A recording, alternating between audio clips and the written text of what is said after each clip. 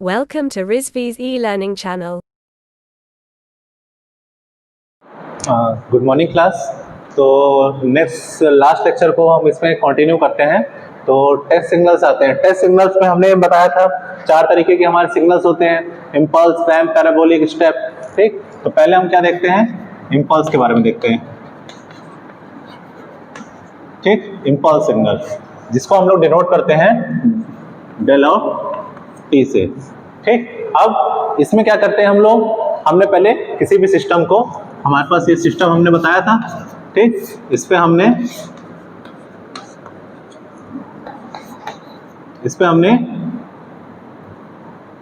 Impulse signal को as a input के तौर पे सिस्टम को प्रोवाइड किया, किसी भी सिस्टम को चेक करने के लिए। ठीक है, तो हमने इसमें दो वैल्यूज को प्रोवाइड करेंगे।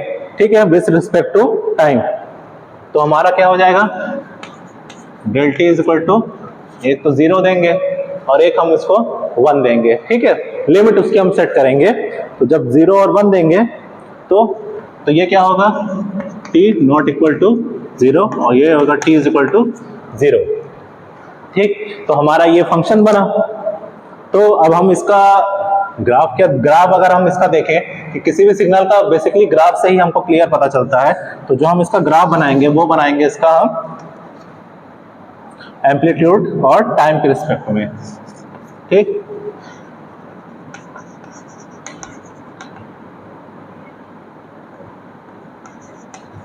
ठीक,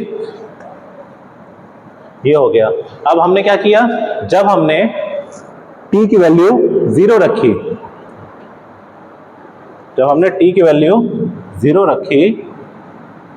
तो नॉट इक्वल टू 0 था। और जब हमने t की वैल्यू 1 रखी तो t हमारा जो था वो 0 पे आया। ठीक, मतलब ये यहां पे।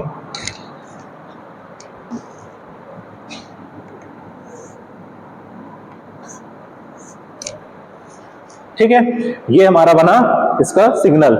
ठीक, विथ रिस्पेक्ट टू टाइम। अगर इसी का हम लोग अगर इनवर्स लाप्लास करेंगे तो इम्पल्स सिग्नल का हमारा लाप्लास क्या हो जाता है, 1। ठीक है, इम्पल्स का।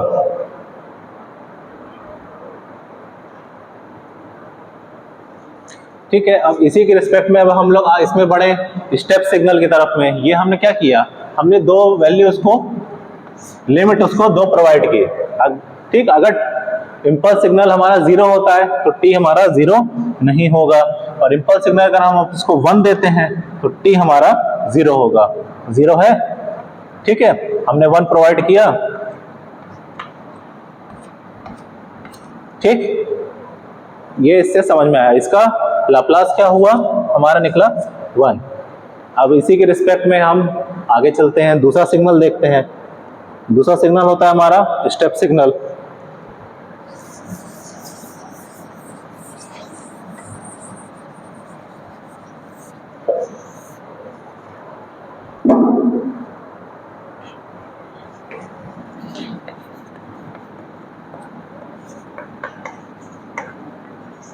ठीक, इसको हम लोग डिनोट करते हैं किससे, यूटी से। इम्पल्स हमारा डिनोट हो रहा था डेल टी से। अब हमने क्या किया, इस सिस्टम को हमने प्रोवाइड किया स्टेप सिग्नल, मतलब यूटी। उससे हमने इसकी चेक की स्टेबिलिटी। तो इसमें भी हमारी कुछ वैल्यू देंगे, इसमें भी कुछ हम लिमिट्स देंगे इसकी। जब हम इसमें लिमिट्स देंगे तो वो लिमिट्स क्या होगी हमारी इसकी, U T is equal to 1 if t is greater than is equal to 0।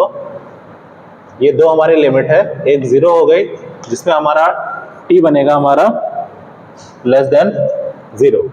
ठीक, हमने क्या किया, स्टेप सिग्नल में भी हमने एक बार 1 प्रोवाइड किया लिमिट इसकी, दूसरी हमने 0 प्रोवाइड की।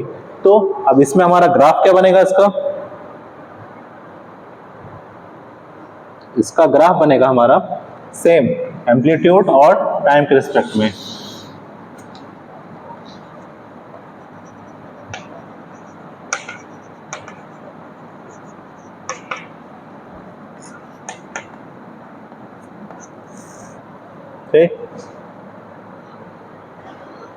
अब इसका सिग्नल देखिए ऐसा कैसे बनेगा, हमने इसको 1 दिया, ठीक, तो इसने क्या शो किया, t इज ग्रेटर देन 0 और इक्वल टू, तो इसने हमको सिग्नल ये प्रोवाइड किया। ठीक, जब हमारा 1 था टाइम एम्पलीट्यूड, तो इसने हमको टाइम 0 ना देके एक वैल्यू प्रोवाइड की। ठीक, अब इसका अगर हम लोग लाप्लास निकालते हैं, इसका लाप्लास क्या होता है, इसका लाप्लास होता है 1/s। ठीक है, अभी ये सारा ये लाप्लास इसमें कैसे आ रहा है, इसको भी हम लोग जब बारी बारी सब सिग्नल्स का डिफरेंशिएट करेंगे, आगे इंटीग्रेट करेंगे, उसका डिफरेंशिएशन करेंगे।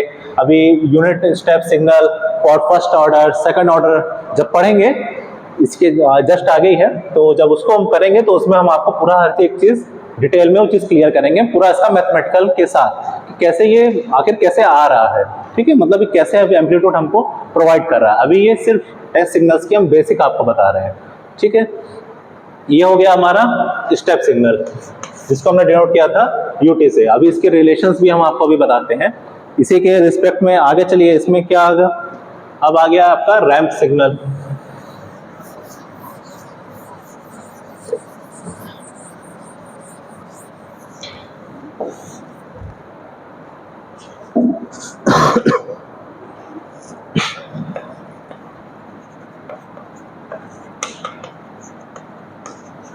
ठीक, इसको हम लोग डिनोट करते हैं आर ऑफ टी से। ठीक है, रैंप सिग्नल।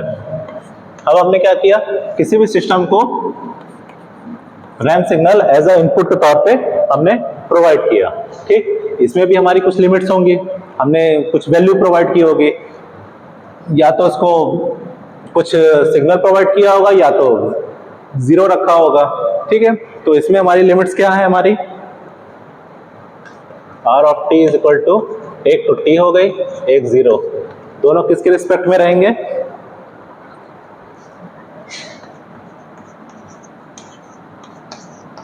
जीरो। ठीक है, जब हमने t ग्रेटर देन 0 किया, मतलब जब हमने टाइम की वैल्यू 0 से बड़ी रखी और इक्वल रखी, तो हमको क्या मिलेगा, t रिस्पेक्ट पे। और अगर हम लोग t इसका लेस देन 0 रखते हैं, मतलब 0 से कम, तो हमको आउट क्या रहेगा हमारा वैल्यू, 0 इस पे। ठीक है, अब इसको भी हम लोग ग्राफ के थ्रू समझते हैं।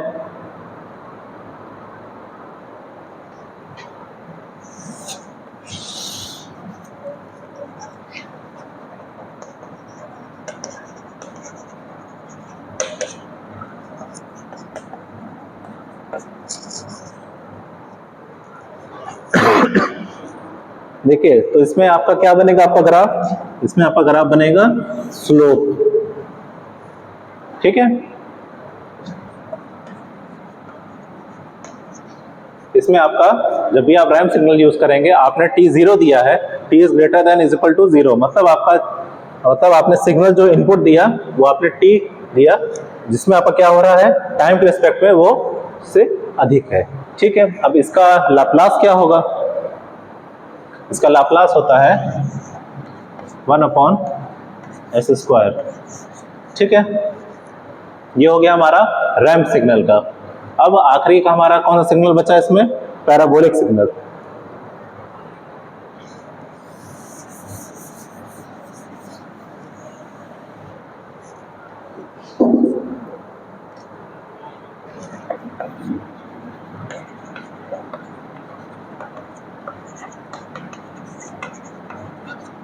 ठीक है, अब आया हमारा पैराबोलिक सिग्नल, इसको डिनोट करते हैं हम लोग x ऑफ t से।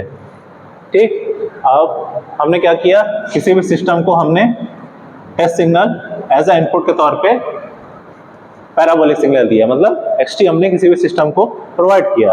अब उसके रिस्पेक्ट में हमको आउटपुट क्या मिलेगा, ग्राफ के थ्रू उसको समझते हैं, और प्लस इसके लिमिट से देखते हैं, तो लिमिट से भी हमको पता चलेगा।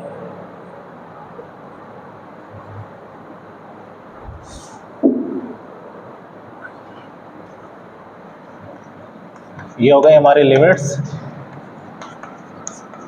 ठीक, ये कब रहेगी, और एक रहेगा हमारा इक्वल टू 0, और एक रहेगी हमारी 0, t is less than equal to 0। ठीक, अब आप नाम से इसको समझ जाइए कि पैराबोलिक सिग्नल है, तो पैराबोलिक हमारा कैसे, सिग्नल भी हमको क्या प्रोवाइड होगा, पैराबोलिक। आपने मैथ में पढ़ा होगा, लाप्लास में पढ़ा होगा, ठीक है। तो उसमें हमको पैराबोलिक सिग्नल प्रोवाइड होगा, जो कि होगा इस तरह से, ठीक। ठीक, ये हो गया हमारा पैराबोलिक सिग्नल, जिसका हमारा लाप्लास होता है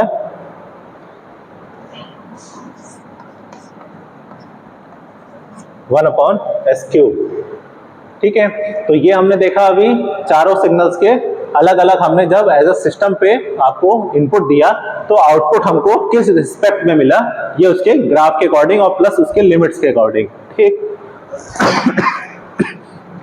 अब इन्हीं के बीच का अब हम लोग रिलेशंस देखते हैं, इन चारों के सिग्नल्स के बीच का रिलेशंस।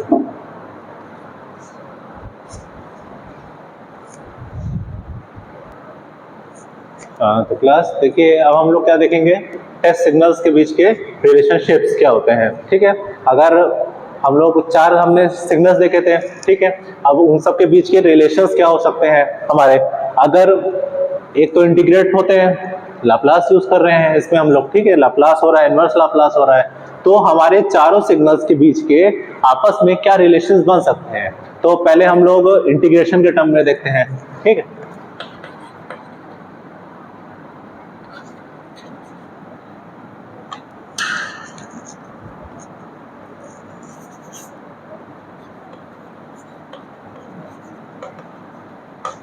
ठीक है, पहले हम लोग इंटीग्रेशन के टर्म में देखते हैं चारों सिग्नल्स के बीच में हमारा क्या रिलेशन बन सकता है।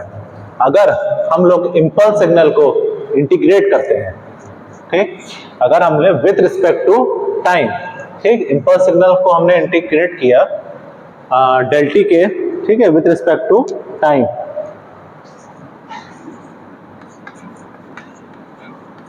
डी टी, तो उसमें हमको एज आउटपुट के तौर पे हमको क्या मिलेगा इंटीग्रेट करने पे, स्टेप सिग्नल, ठीक है, क्या, u ऑफ t, ठीक। अगर हमने इंपल्स सिग्नल को विथ रिस्पेक्ट टू टाइम के टर्म्स में इसको अगर हम लोग इंटीग्रेट करते हैं तो हमको क्या मिल रहा है, स्टेप सिग्नल, ठीक है। अब इसी को हम लोग दोबारा करेंगे। अब हमने क्या किया, स्टेप सिग्नल को हमने इंटीग्रेट किया with respect to time, time के रिस्पेक्ट में हमने स्टेप सिग्नल्स को इंटीग्रेट किया, तो हमको क्या प्रोवाइड होगा उसके बाद, रैंप सिग्नल, ठीक है। रैंप सिग्नल हो गया हमारा r ऑफ t, ठीक है, इसलिए हमने साइड में लिखा हुआ है उससे आपको मैच कर सके, ठीक। अब हम क्या करेंगे, रैंप सिग्नल का रिलेशन देखेंगे पैराबोलिक टर्म, क्यों, अब हम रैंप सिग्नल को इंटीग्रेट करेंगे विथ रिस्पेक्ट टू टाइम, ठीक। तो रैंप सिग्नल को जब हमने इंटीग्रेट किया विथ रिस्पेक्ट टू टाइम तो हमको क्या प्रोवाइड हो रहा है, पैराबोलिक, ठीक, पैराबोलिक सिग्नल। ये होता है हमारा इंटीग्रेशन के टर्म में चारों सिग्नल के बीच का रिलेशंस, ठीक है। अब इसी में अगर हम लोग आए डिफरेंशिएशन के टर्म्स में, ठीक, ये तो हो गया हमारा इंटीग्रेशन के टर्म में। अब हम आए डिफरेंशिएशन,